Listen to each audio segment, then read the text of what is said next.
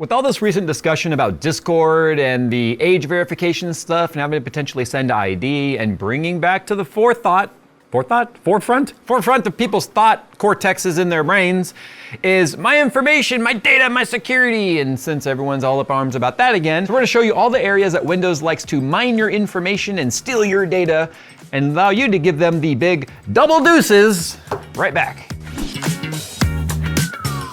So it's gonna be broken down into about 12 or 13 different areas. And what's funny is some of these areas are gonna seem really like common sense, like privacy and security, but then you're gonna find that Windows has a very sneaky way of its very wide-casted API system to kind of collect data from you from areas you may not even think they're collecting data in an effort to make you into just one big monetizable tool for them. So first things first, we're gonna go ahead and turn off Windows Telemetry. Now, we're gonna assume right now that you haven't gone in and like when you first set up Windows, you didn't uncheck a lot of the telemetry tracking stuff. And believe it or not, a lot of Windows updates over time has re-enabled a lot of those without you even knowing it, or they re-enabled it by calling it something different to sort of circumvent a lot of the like rules and regulations regarding you knowing whether or not they're taking your data. And we're also gonna assume that maybe this is from an SI or something like that, where this stuff was all pre-installed and pre-configured.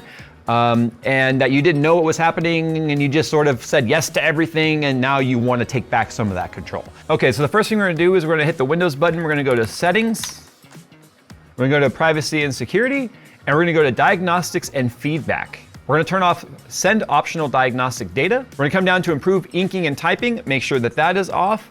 We're gonna look for tailored experiences. Now this is where it's gonna kind of like say, oh, based on your behavior and the stuff you like to do and the apps you've downloaded and all, it's just gonna start kind of analyzing you and your behavior to say, now let's start like targeting stuff towards you. So you don't want that, right? So that's the whole point of this video is we're gonna turn that off.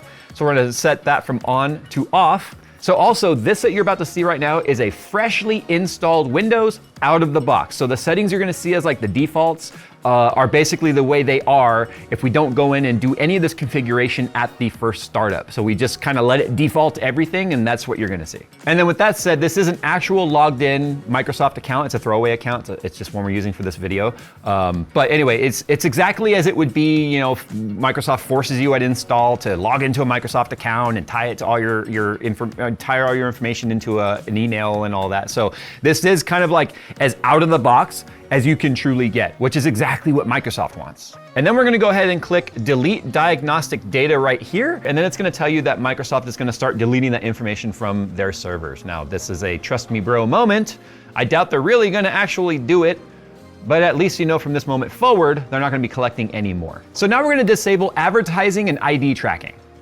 That's probably the scariest sounding one so far. So we're gonna go to Settings, Privacy and Security, and then we're gonna go to General.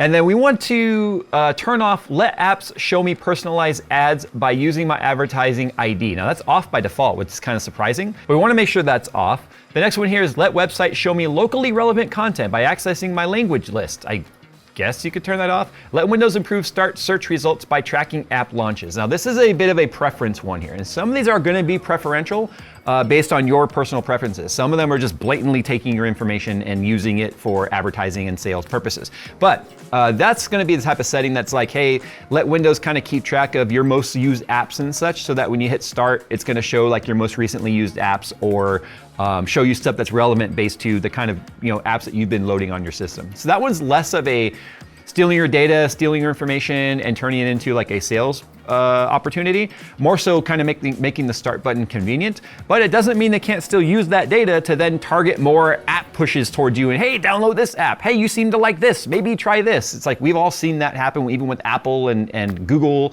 So Microsoft's no different. So I turn that off by default. Phil actually leaves that on personally. But this one here is just a preference. And the reason why it's valuable to Microsoft is because it's telling them every single app you have ever used.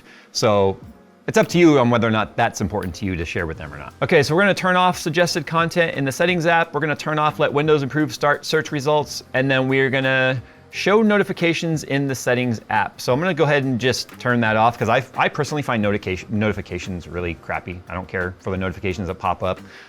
So I'm just turning all of this off by default. Now this one's gonna seem kind of obvious. This is Disable Activity History Tracking. That's important for Microsoft. That is behavioral data analysis. and your history tells them everything they need to know about what they want to push to you. So we're going to disable that. Once again, we're going to go into settings, privacy and security. We're going to go to activity history, and then we are going to turn off store my activity history on this device.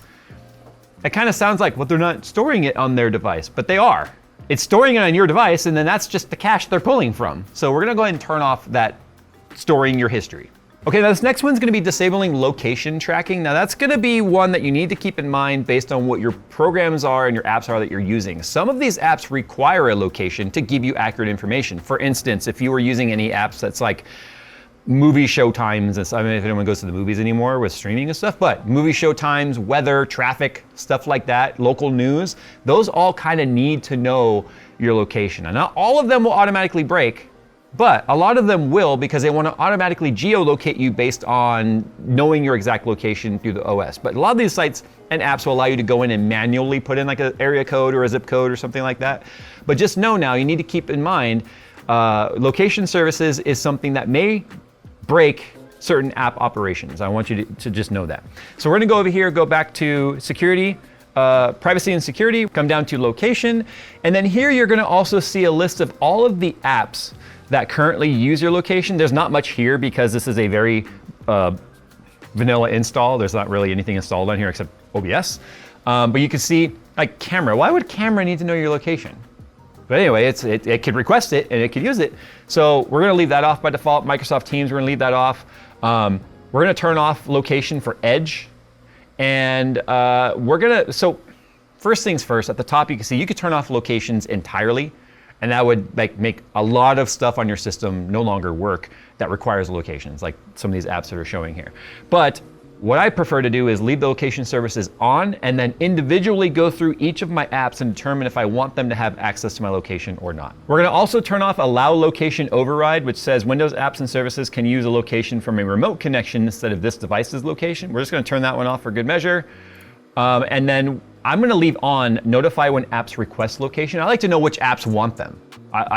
Sometimes you're like, why does it need my location? So I just like to leave that on so I know that that's something that an app is trying to request. And then we're gonna go ahead and clear our location history. So that kind of wipes our location right there. And that's a good one because they'll use a lot of geolocated direct targeting based on your location as well. Have you ever gotten like a random pop-up and it's like advertising something local to you, like very local? You're like, what the heck, how does it know? Well, this is how it knows. And in fact, I want to point this out. For recent activity, you can see there were 9 requests for our location. 9. This is a fresh install and this is the first boot after that fresh install. So, okay, so next we're gonna disable speech recognition tracking. So we're gonna go to privacy and security again. We're gonna go to speech. And then there we are going to go ahead and turn off, it's already off by default, online speech recognition. Now it says here, if you turn off online speech recognition, you won't be able to use apps that use Microsoft online speech recognition technology. Now, why might that matter to you? Some games use it. A lot of games now that have intelligent monsters or ghosts or whatever in a game, if it has a voice aspect where you talk to the game, it actually can use the Microsoft online speech recognition tool baked into the game to be able to communicate with the game. If you turn that off, it may not work at all. It may tell you, hey, you need to turn this on. If it doesn't tell you, hey, you need to turn it on, and you're trying to talk to the game and it's not hearing you, this could be why. So I'm only pointing that out because some games are starting to use this technology now. One of the ones more recently is Phasmophobia. A lot of the Ghost Hunter horror themed games use speech recognition. It's kind of the latest tie-in with like AI and gaming, where they'll use AI to like try and make the game a little more dynamic, where it's a different play, or different feeling every time because it's a different ghost experience based on AI and it is listening to you. But a lot of these games do use the Microsoft speech, online speech recognizer or recognition tool. So if you turn that off, you might break that aspect. Just know that. I would do some research. If you have any games that you're talking to, like I don't mean like you're talking to another player in the game, but I mean you're talking to the game for a response, you might need to leave this on. Okay, so this one's gonna be one that's more or less about like direct privacy, and it's gonna be disabling app access to hardware, like your camera and your microphone and any other devices that might be connected to it. We've all seen, if you've ever watched any of the like scammer payback videos, you see how they take control of like these scammers' webcams and stuff and they can see them. That connection can be reversed the other direction too. Like somebody could be getting access to your camera and your microphone and stuff. We all know our phones are listening to us. We know that for a fact. which is why the Discord thing is so funny to me, because we all are complaining on our devices that are listening to us about privacy. So it is a very interesting time to be alive right now. But anyway, I digress. We're gonna go ahead and have to do this one on an app by app basis, because obviously if you blanket turn off any program to have access to the stuff, and then you're like, why can't I get on my Google Meet call for work? Or why can't I get on my Microsoft Teams? Well, those apps need access to the microphone and the camera and such. Now, there's a couple of things to talk about here before I show you where it's at. There's two different ways it can be accessed. Some of those meeting sites like Zoom, Google Meets, Microsoft Teams, they have standalone apps, and then they can also, through the browser, be controlled for the meetings and such. So if you were to turn off the Edge, if you're using Edge or you're using Chrome or you're using Firefox or whatever, if you turn off that application's access to camera and microphone, then none of those services will work if you're trying to access them through your browser. In terms of not having, it'll just say when you try to join the call, no camera found, no microphone found or whatever. That's because you've probably limited access to the browser. But if you use the standalone apps, they'll show up separately as a program that has access to the microphone or the camera. So what we're gonna do here is we are going to go to privacy and security once again. So we're gonna come down here to camera, and these are done separately. Camera and microphone are done separate. So when you open up the camera, it'll tell you the apps that need access to the camera. Now it's funny how the camera technically doesn't have access to the camera. I don't know why that's the default, but it is the default. It's weird to me. But again, let apps access your camera. If you turn that off globally, I just explained what could potentially happen. That same thing, like if OBS and streaming and Discord, if you're trying to use the camera there for video calls and stuff, it won't work if you turn it off globally. Now this is if you want like ultimate privacy. You're a shut-in, you're down in the basement, your beard is touching your belly button, and you're just like, I absolutely do not want anyone having access to any of this, period. I would assume you wouldn't have a camera installed if that were the case, but a good rule of thumb would just be to turn it off blanketly.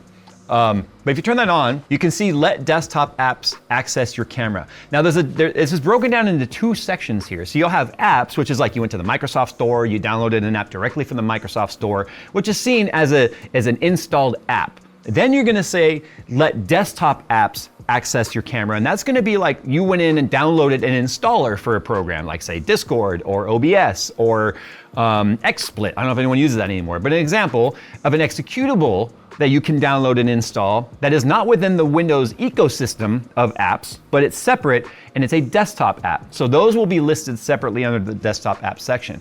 Because right now we don't technically have anything that's requested it because we don't have a camera installed, which means OBS hasn't requested it. It doesn't show up here, but OBS would show up here, and this is where other programs like that would show up. If you're old like us, the easy way to think about it is you would call this a program. Yeah, that's the thing. I think a lot of people get confused now. Programs versus apps. They aren't the same. So the very same thing here would happen for microphone. It looks exactly the same. It's just obviously one's a microphone and one's a camera. If it's a combo, camera, microphone built in, they would still be broken out separately in these two different menus. Okay, this next one's gonna be disabling start menu tracking and recommendations. Again, like we talked about earlier, the apps you launch and all that, it's still information for Microsoft to use to target you for advertising or to sell your information to other targeted advertisers. So now we're gonna go in there and disable the start menu version of that. So now we're not gonna go into privacy and security, we're actually gonna go into personalization, and then we're gonna go over to start. Now in here, show recently added apps, that just means if you installed something and you're like, I don't know where it went, it'll be one of the first things that shows up when you hit start as a most recently added app. But you can show recommended files in start, recent files in Explorer, and item jump lists, you can turn that off. Show recommendations, tips, shortcut, new apps, and more. That one is actually straight up targeted data mining. It truly is. So we're gonna go ahead and turn that sucker off. Now let's talk about show account related notifications. All that really means is, hey, you don't have OneDrive installed. Do you want OneDrive? You should install OneDrive. Hey, you don't have Copilot 360 installed. I don't know, you probably do, but you don't have Copilot. You should use Copilot. Hey, you don't have Microsoft 365. You should get Microsoft 365. All it's doing is cross-referencing the account that you're logged into versus the services you have or have not subscribed to or paid for from Microsoft, and they'll start bombarding you with messages saying, hey, get this, get this, get this. So you're gonna turn that off to stop the annoyance of basically being the equivalent of like a solicitor coming to your door, but imagine it came to your door and solicited the same thing to you every hour. Okay, the next one we're gonna talk about here is cloud syncing. This is Microsoft's grandiose, great idea of like, hey, our users probably have more than one device. Why don't we make it a universal experience? So whatever you have on one machine is gonna automatically wanna be on another machine. Now, in order to do that, it has to sync your information across their cloud surface. In order to do that, they have to sync your information across their cloud service. And guess what they're doing along the way? They are just sniffing all of that information to figure out what they can figure out about you by transferring your data from one machine to another. Even if you have all this crap turned off, guess how much information is just logged and tracked through the APIs across Windows of all your programs and all your apps that they can still get information about targeting you out of it. So what you're gonna wanna do if you don't want that service, obviously if you do like the idea of you had settings and background pictures and like just a whole personalized setup that you want to be automatically applied to other desktops or laptops, whatever you may have, then you need to leave this on. Otherwise it has no way of syncing like that. But if you are like us and we think that this is just blatantly disguised data mining as a convenience, then you're gonna wanna turn this off. So we're gonna go into settings, we're gonna go into accounts. Okay, so first things you can see Microsoft storage here. That's just showing, oh, look at that, OneDrive. Don't worry, we'll get there in a second. You come down to Windows backup. And then here, we can turn off remember my apps, remember my preferences, and then manage sync settings. If we click that, look, it's automatically scanning our stuff and automatically trying to back things up. In fact, when Phil did a test recording on OBS right now for this very video, Phil made the default save location on the desktop, but you can see it's automatically set to sync the desktop. So it automatically then, OneDrive, started uploading that to the OneDrive account for this burner account. So, a giant video file, like why? because it's analyzing all of that stuff to know more about you. It sounds convenient. Oh yeah, save it on the cloud. It's basically like, here, just have our information and just look through it all you want. So again, OneDrive is probably, for me, one of the absolute most annoying things that are built into Windows. And even if you use something like Revo Uninstaller to uninstall it, Windows updates will put it right back. So you gotta do that almost every single time. We're gonna now turn off all of, look, right here, stop backing up your documents folder. See, they disguise it as a backup. Let me tell you why it's not a backup. Because it's not saving it locally on your system the way you truly think it is. Because if you went into OneDrive and said, screw OneDrive, I want to delete all this, it will delete it from your folder on your local machine as well. It's not a backup. It is simply your local machine telling you in what looks like a local folder, what's actually on the cloud. So you can, people have screwed themselves big time by having their My Documents and all that stuff. It sounds like a safe place to put stuff, like maybe tax documents, mortgage paperwork, whatever, in your My Documents. It automatically syncs to OneDrive. You say screw OneDrive, you find out it's this thing, and you're like, I don't like that. You delete it, and guess what? It's all gone because it was never truly saved locally. And then one other thing to consider when we talked about the syncing across different platform or different hardware that you might have, a laptop, right, your desktop or whatever, they are all just linking to the same OneDrive folder. So if you delete one from one, you delete it from all. Good work, Microsoft. Now, when you actually tell it to stop backing up, right, it says continue backing up. When you stop it, now you can tell it where to save this stuff. And now you can say, only on my PC. Now you have a local copy of everything. Backup stopped for documents folder. Okay, there we go. So we need to do this for all of it. And now, it's safe to do this now if you've already maybe been caught in the trap where this stuff has been saved already on the cloud. You're gonna wanna go in, you can literally go into the one folder or the OneDrive folder and copy and paste it to another folder on your local machine. It's basically gonna pull it back down off the cloud.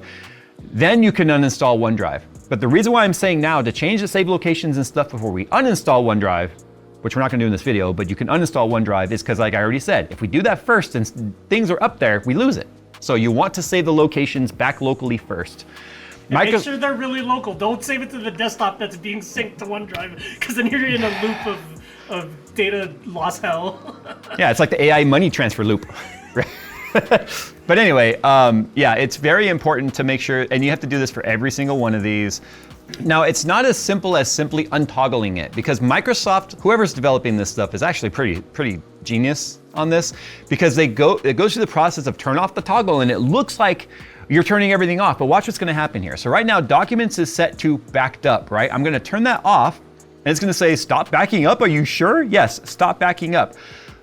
We wanna save only on this PC and hit continue. Now, backup stop for documents folder. Your files in the documents folder, they can no longer be found on OneDrive. Hit OK. Now do you see how they say toggled ready for backup? So now we actually have to go and toggle them off again.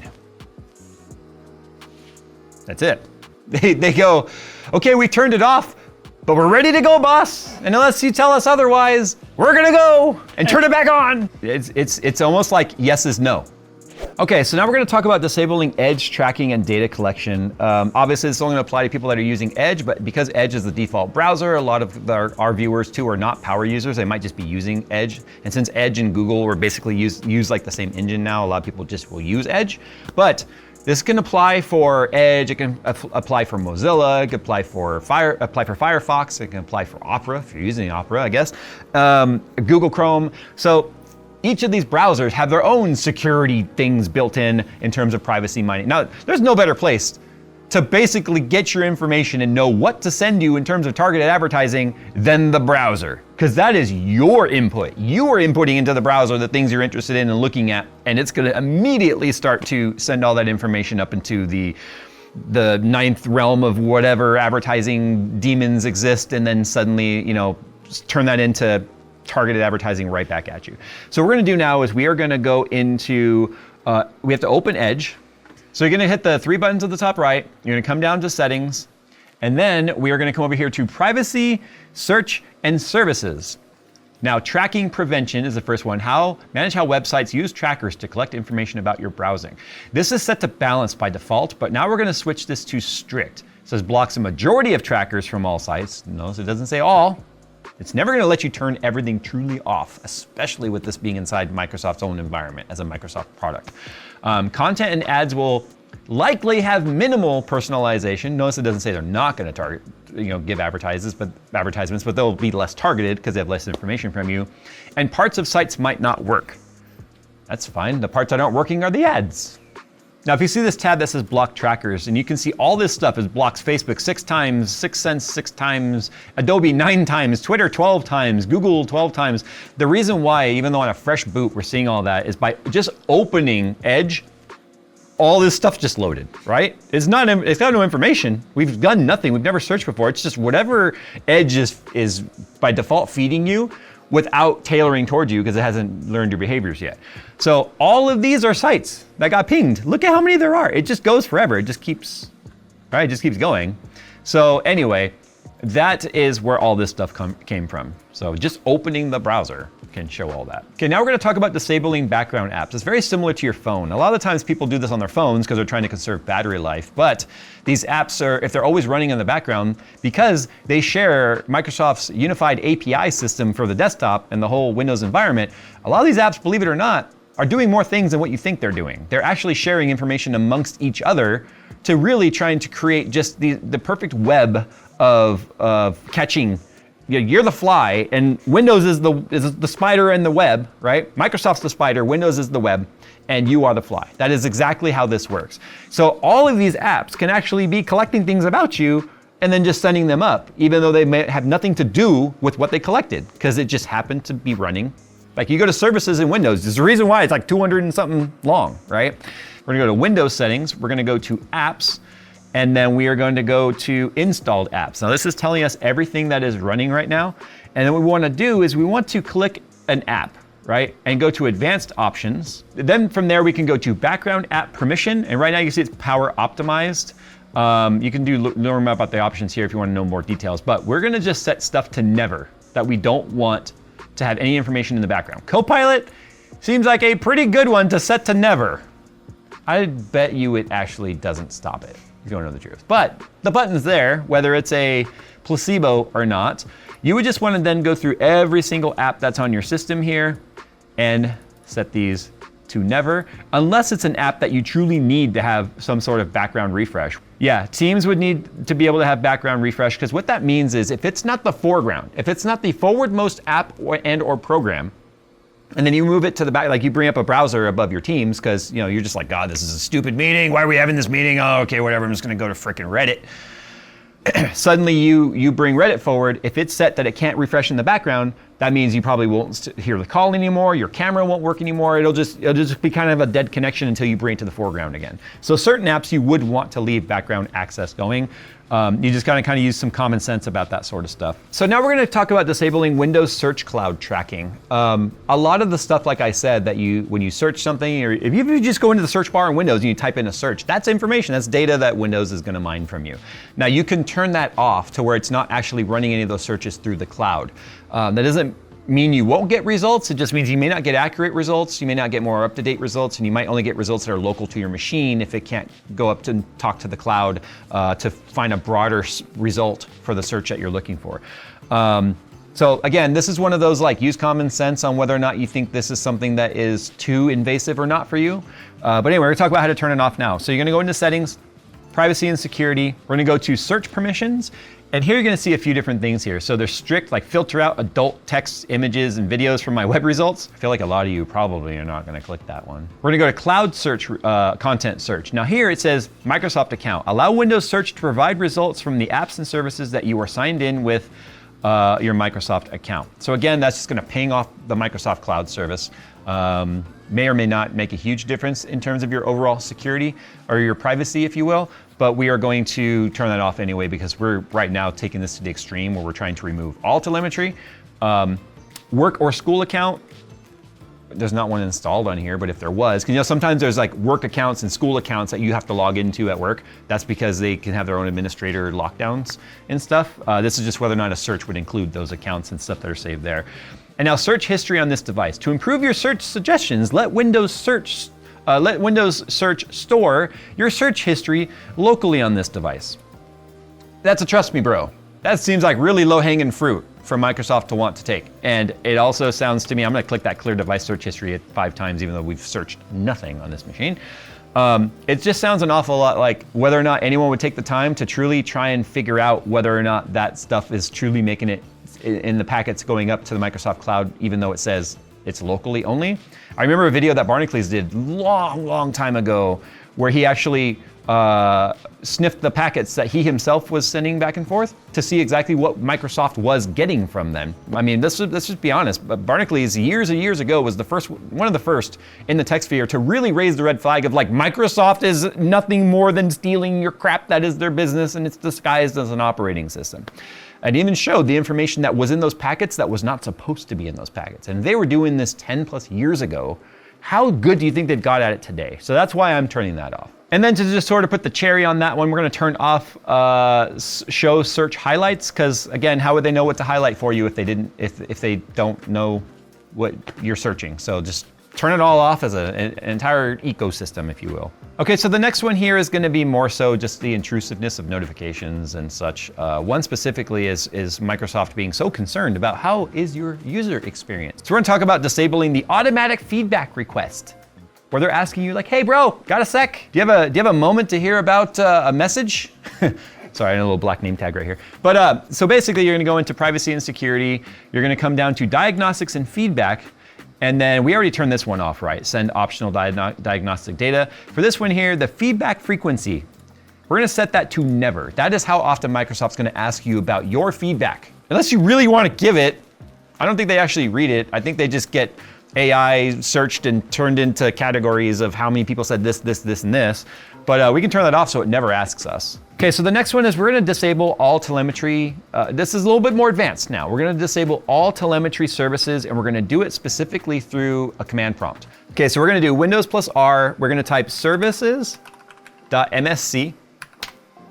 Now what we're gonna do is we are going to expand this a little bit so we can see it a little better. And we are gonna go down to connected user experiences and telemetry. So connected user experiences, we can move this wider so you can see the whole thing, and telemetry. We'll double click on that. And we're gonna go to startup type, and from automatic, we're gonna set that to disabled, hit apply, hit okay. So basically what we've done now is we've truly turned off the telemetry services. Now telemetry is nothing more than, well, it's a collection of information, right? So just another good spot to do that. Okay, now those are the manual stuff that we've gone through and talked about right here. There are some definitely more advanced nuclear options, which I'm not gonna really go into. We kind of have already individually. Like there's other programs that you could use, like O&O Shutup 10++, where you can go in there and toggle, like it turns a lot of this stuff into like a main list with toggles that you can turn on and off. The problem is when you do it that way without being handheld or guided, you can truly nuke your system where it'll just break and won't work anymore. The same thing with Windows Privacy Dashboard, or even Chris Titus Tools Windows utility. That one there is more of a GUI that allows you to go in and easily download programs and turn off settings and stuff. It's a little bit more raw, if you will, but a little bit less dangerous, I guess. Like you could turn off Windows updates and stuff. There's also WinArrow Tweaker. The reason why I'm not going to show those, even though we have in separate videos in this video, is this is really targeted towards a beginner, and you can definitely mess your system up sometimes beyond recovery with using some of those tools. But the most important part here is to just give yourself a real reality check on how closed off you want your system to be. Believe it or not, even with some of the stuff we've shown right here, you very well might give yourself a somewhat negative user experience if some of the programs that you're running and rely on some of these settings to be turned on. So I would just kind of go through these and sort of use the ones that you think are the ones that are probably the most intrusive, like disabling the services.msc or going to services.msc and then turning off that user experience in telemetry is good to turn that off. We showed you the main ones when it comes to like privacy and security. The biggest area you might get yourself in trouble is when you start denying access to camera and microphone and such, background app refresh, and location services depending on the apps that you're using. Those are the ones that are probably going to be a little bit less Microsoft-y stealing your information versus the ones built into Windows. And those might just be a UX experience or user experience issue based on the requirements of those programs to work properly. Hopefully this video has given you some insight onto just how much Windows is truly nothing more than the spider web we talked about. And Microsoft is the big spider up in the corner and we're the flies that are sitting there going, ooh, this looks yummy. And then you're stuck on the web and you're like, ah, and the Microsoft's like, how do you like Windows, huh? It's like wrapping you up in a web. I don't know, that's whatever, it's time to go. Thanks for watching, guys. Hopefully this has helped. Share it with somebody that's like over there ranting and yelling at clouds about Windows privacy and take some of that back.